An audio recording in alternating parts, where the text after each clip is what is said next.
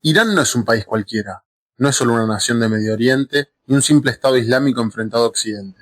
Irán es una civilización milenaria, uno de los pueblos más antiguos del mundo, heredero de imperios que dominaron continentes enteros cuando Europa aún no existía como la conocemos hoy. Y sin embargo, en enero de 2026, Irán vuelve a ocupar los titulares del mundo por una razón brutal: una masacre interna, miles de muertos, protestas sofocadas con violencia extrema y un régimen que amenaza abiertamente a su propio pueblo. Para entender cómo Irán llegó hasta este punto, no alcanza con mirar lo que pasó esta semana. Hay que retroceder décadas y hay que volver a un Irán que ya no existe. Durante buena parte del siglo XX, Irán era un país profundamente distinto al que conocemos hoy, gobernado por la dinastía Pahlavi, especialmente bajo el mandato del Shah Mohammad Reza Pahlavi. Irán era un aliado estratégico de Occidente, en particular de Estados Unidos y del Reino Unido. Era un país petrolero, moderno, con grandes ciudades que crecía rápidamente. Teherán se expandía, surgían universidades, industrias, una clase media urbana y una élite educada en Europa y Estados Unidos. Las mujeres, sobre todo en las ciudades, vestían de manera occidental, accedían a la educación superior y participaban activamente de la vida pública.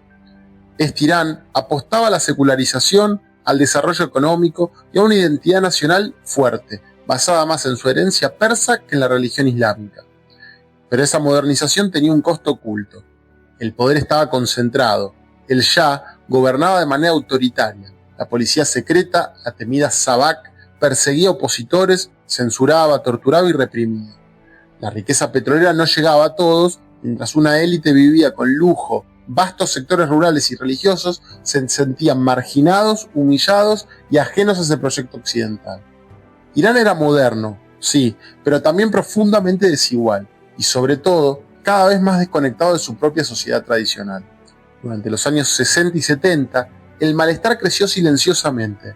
Religiosos chiitas, estudiantes, obreros, comerciantes tradicionales del bazar y sectores populares comenzaron a ver al régimen del Shah como corrupto, dependiente de Estados Unidos y enemigo de los valores islámicos. En ese caldo de cultivo emerge una figura clave: el ayatolá Ruhollah Khomeini. Desde el exilio, primero en Irak y luego en Francia, Khomeini construyó un discurso poderoso.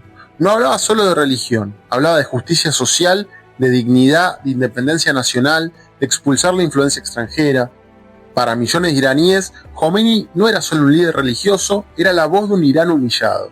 En 1978, las protestas se vuelven masivas. Millones salen a las calles, el régimen pierde el control, el ejército duda y el Shah huye del país. En febrero de 1979, Khomeini regresa a Irán como un líder mesiánico. Lo que sigue no es una simple transición política, es una revolución total.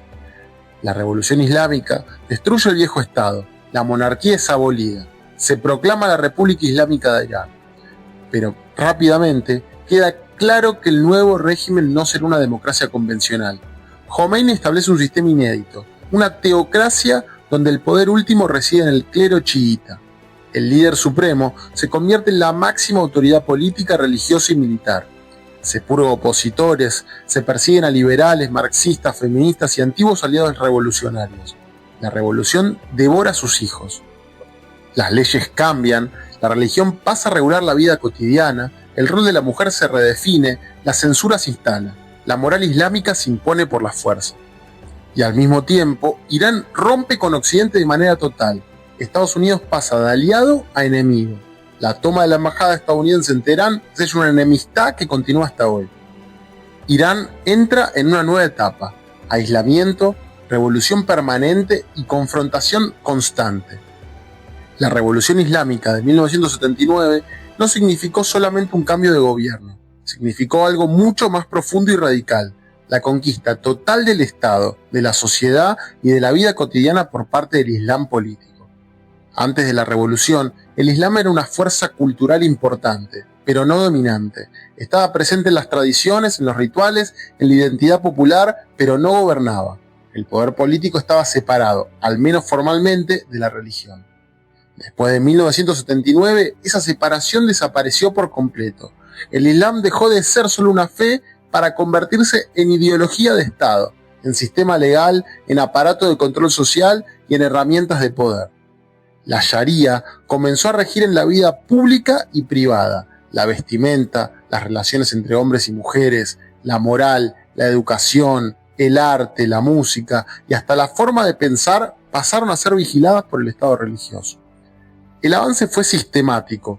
Primero el régimen eliminó toda oposición secular, liberales, socialistas, nacionalistas, intelectuales, artistas. Muchos fueron encarcelados, otros ejecutados, otros empujados al exilio. El mensaje fue claro: no había lugar para una revolución plural. Luego el Islam se infiltró en las instituciones. Escuelas, universidades, tribunales, medios de comunicación y fuerzas armadas fueron islamizadas. No solo se enseñaba religión, se enseñaba obediencia ideológica. La Guardia Revolucionaria se convirtió en el brazo armado de esa expansión. No solo defendía al régimen, lo imponía. La mujer fue uno de los principales campos de batalla. El velo obligatorio se transformó en un símbolo de poder, el cuerpo femenino pasó a representar la victoria del nuevo orden. Irán también buscó exportar su revolución. El Islam político se convirtió en herramienta geopolítica.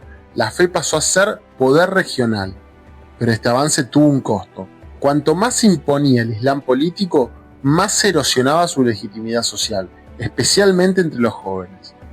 La década de 1980 es devastadora. La guerra con Irak deja cientos de miles de muertos y consolida el régimen. La Guardia Revolucionaria crece hasta convertirse en un estado paralelo. Irán se vuelve una potencia regional, pero internamente se empobrece. Las sanciones, el aislamiento, la mala gestión económica asfixian al país.